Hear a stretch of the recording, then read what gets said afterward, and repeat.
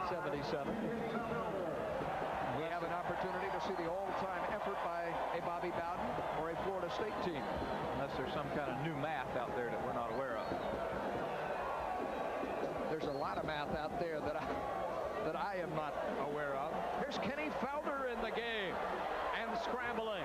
20, 25, close to the 30, a first down. The third Seminole quarterback to see action today.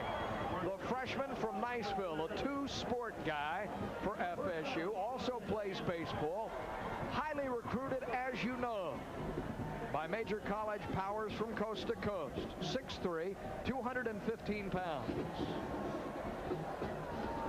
Brad Scott said that they really wanted to get him into a game and let him complete a pass. He's 0 for 2 this year. Want to work on that confidence. Quarterback of the future. And the pitch. It comes back very deep to Clyde Allen, who is the 7th running back today for FSU. Allen carrying. We have seen Bennett, Moore, Pinckney, Lee, Harris, Jackson, and now Allen.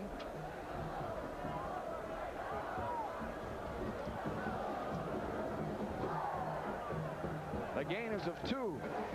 2nd and 8. The back split behind Felder. Inside give.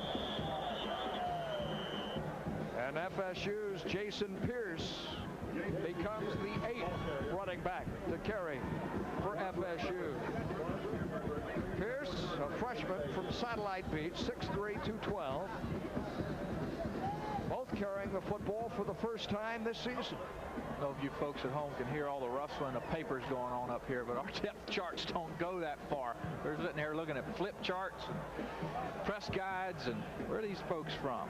Jason, as you say, out of Satellite Beach. Obscure as they are, in the game, and the handoff, and off the right side.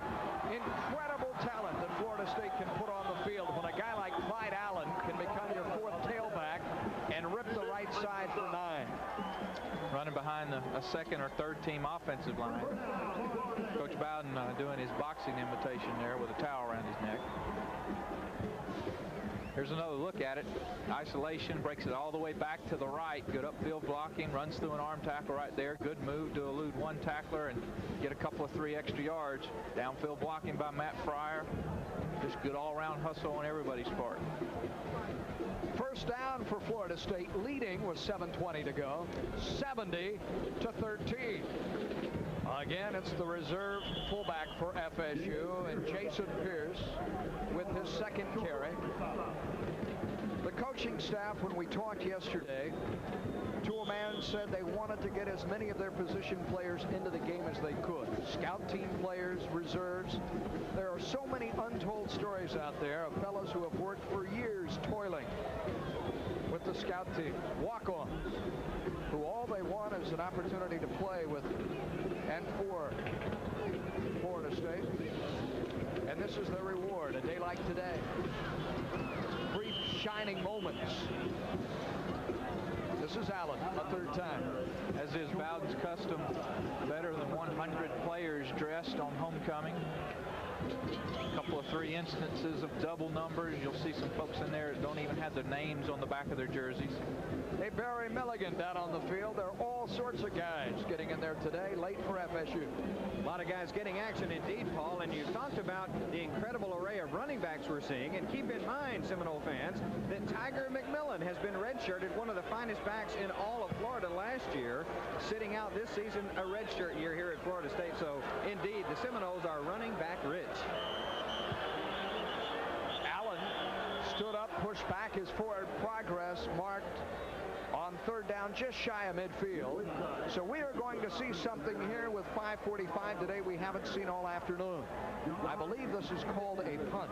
I haven't seen one in so long, I'm not quite certain. It's been a while. There's a little guy that'll stand about 14 or 15 yards back there, and he'll kick it when they hike it to him.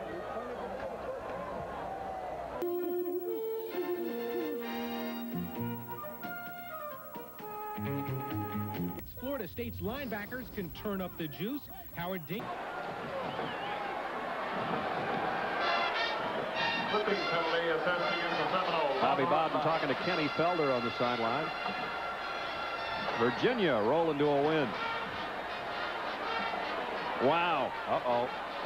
What I tell you about Furman's Paladins always giving Georgia Tech trouble. And Penn State big on Maryland. Southern Miss making it tough on the Pirates. Don't forget, next week we got Maryland and Clemson, or Wake Forest against Georgia Tech. Check your local listings for the game you'll see next Saturday. Kenny Felder, our fourth quarterback, trying to get one out to Felix Harris. Here's Kenny Felder, who we said is an excellent baseball player, the designated hitter and left fielder on the Seminoles baseball team. He was drafted in the second round a couple of years ago by the Padres. Speaking of baseball, what a great stadium they have over here as we look across. It's beautiful. You can see it just to the left of the stands over there. That's the setup they've got for the Seminole baseball team.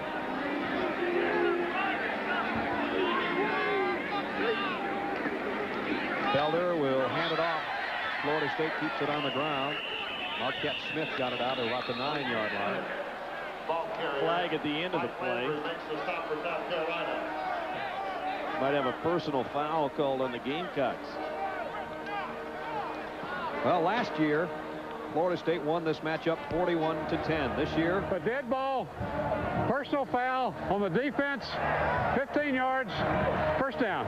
This year, the Gamecocks on the short end, 38-10. So almost an exact duplicate of a season ago. And Florida State will go to 15-3 in this series. And as Jack said, it's going to end for all practical purposes with these two teams going into respective conferences next year.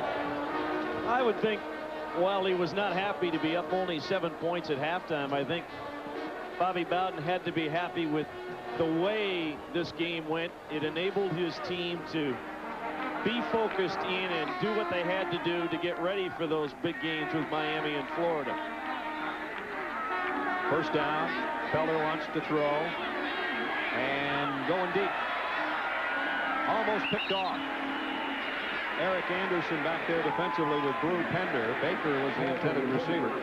Good defense by Shannon Baker. He broke up the interception.